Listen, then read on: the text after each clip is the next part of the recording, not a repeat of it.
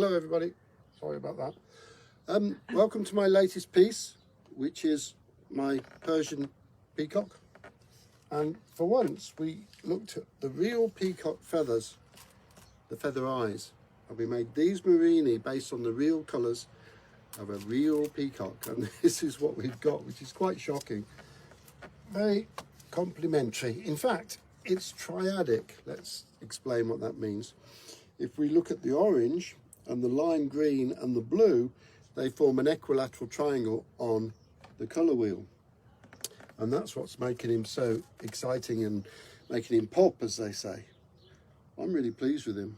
He's a bit more arrogant than the other one. He's the companion piece. But anyway, there he is. And as for me, you'll have to excuse me because I've got a meeting with a blue caterpillar soon.